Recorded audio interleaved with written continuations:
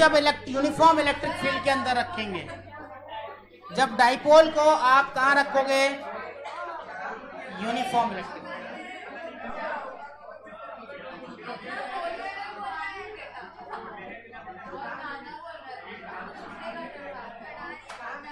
Dipole है, uniform electric field में तुमने इसको रख दिया। यूनिफॉर्म इलेक्ट्रिक फील्ड में, यूनिफॉर्म इलेक्ट्रिक फील्ड का क्या मतलब होता है? यूनिफॉर्म इलेक्ट्रिक फील्ड का मतलब है कि इक्वा डिस्टेंट, सभी का डिस्टेंस सेम होना चाहिए। यहां से यहां का, यहां से यहां का,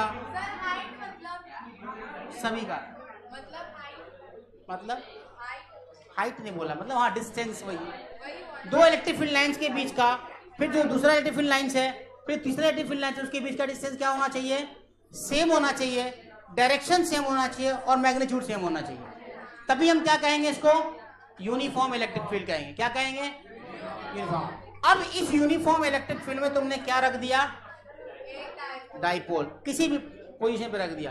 तो इसमें क्या लगेगा? एक फोर्स यहां लगेगा, एक फोर्स यहां लगेगा। ये अगर माइनस क्यू है, ये प्लस क्यू है। अब देखो क्या होगा। अब देखो यहां पे प्लस क्यू ही फोर्स लग रहा है और इधर माइनस क्यू ही लगेगा। इसका मतलब यह है कि क्या हो रहा है, दोनों एक दूसरे को ऐसे से टर्न कर रहा है। मतलब क्या हो रहा है कि इलेक्ट्रिक फील्ड अगर ई इधर है, ई वेक्टर, तो इलेक्ट्रिक फील्ड हमेशा पॉजिटिव चार्ज से आ रहा होता है ना? पॉजिटिव चार्ज से आ रहा होता है। तो पॉजिटिव चार्ज से आ रहा है तो क्या करेगा? इसको फोर्स लगाएगा इधर की तरफ और नेगेटिव चार्ज को अपनी तरफ खींचेगा, है ना? तो ये क्या करेगा? रोटेट करने की कोशिश करेगा किसी एक्सिस के अबाउट। ठीक, यही इसी कंसेप्ट को क्या कहते हैं हम लोग? कपल कहते हैं। कपल ये आपके सिलेबस में है, कपल पढ़ना, व्हाट इज कपल। तो ये इसको कपल कहते हैं। ठीक, अब इसमें एक चीज देखो, इसमें नेट फोर्स क्या हो रहा है? नेट फोर्स क्या हो रहा है? 0। एफ नेट क्या है? 0। इसमें एफ नेट क्या है? 0। टॉर्क का नाम सुना है तुम लोगों ने? टॉर्क क्या होता है?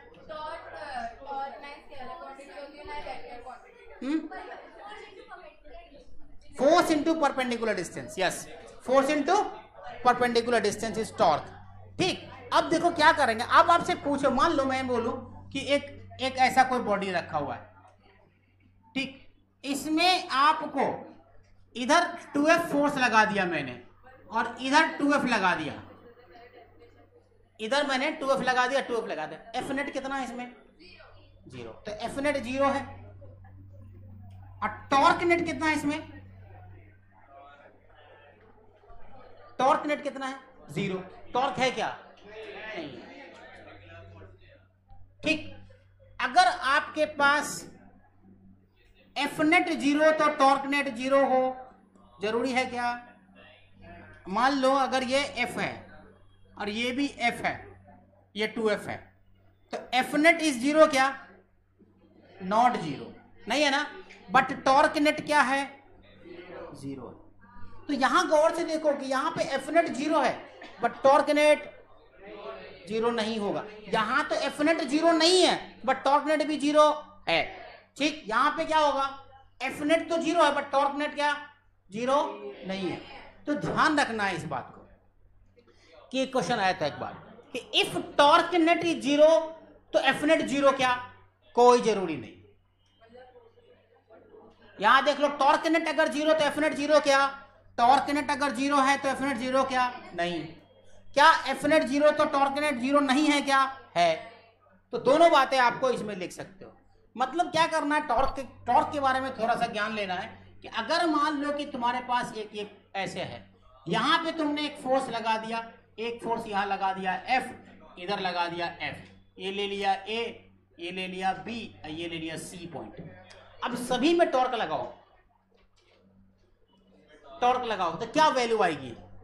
तो टॉर्क लगाने के लिए आपको क्या करना पड़ता है? एक्सिस लेना पड़ता है, एक एक्सिस लेना पड़ेगा। तो अगर आप इस पॉइंट को एक्सिस लेते हो, टॉर्क अबाउट A, तो एफ एल, अगर मान लो लेंथ L है तो F इंटू L आएगा। टॉर्क अबाउट A क्या आएगा, F into L. Torque about B, ये क्या आएगा, F इंटू अगेन एल, यहां पे torque about F into L. अच्छा, टॉर्क अबाउट C क्या होगा बताओ, FL/2 और FL/2 दो बार होगा, FL/2 plus FL/2 again FL। तो किसी भी पॉइंट पे अगर F नेट 0 है, अगर F नेट 0 है तो टॉर्क नेट किसी भी पॉइंट पे लोगे तो 0 सेम आएगा, सेम आएगा, वही बोला मैंने, सेम आएगा। ध्यान दिया तुमने कि तो इसमें F नेट तो 0 है कि F इधर लग रहा है, F इधर लग रहा है, तो F नेट 0 है, बट टॉर्क क्या है इसमें, किसी भी पॉइंट पर, किसी भी पॉइंट पे, यहां ले लो, यहां ले लो, यहां ले लो, आपको टॉर्क क्या आएगा, सेम आएगा। तो ये पूरा छापो और एक पॉइंट लिख लो जो लिखाता हूं मैं।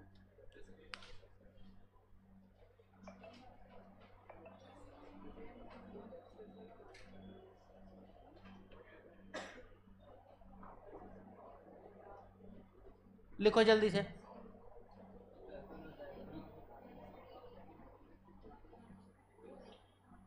जल्दी लिखो। हाँ, टॉर्क इन डाइपोल, तो अगर ये डाइपोल है रखा हुआ, डाइपोल, तो इधर ये इसको रोटेट करा रहा होगा, ये इसको तो ऐसे रोटेट कर रहा होगा ना। अगर तुम ही मान लो ये सीधा रखा हुआ था, इसको ऐसे उठाया तो तुमको एक फोर्स फैली होगा ना इधर उल्टा की तरफ, उसी को टॉर्क कहते हैं ना। तो क्या होगा इसमें, सुनो, अगर आपने टॉर्क लिखा T, टॉ बोलते हैं इसको, equal to force into perpendicular distance, यही सबको पता है आपको। अच्छा, परपेंडिकुलर डिस्टेंस इस वाले चार्ज के लिए कौन सा है, ये, अरे ये वाला है ना 12 साइन थीटा, 12 साइन थीटा है ना। तो फोर्स क्या आपके पास, QE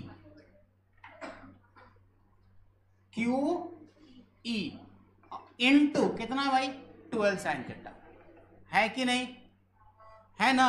अच्छा, इसको 2QLE साइन थीटा लिख सकते हो क्या, टॉर्क बराबर, तो यही तो आंसर आया। और torque equal to PE sine theta, this is.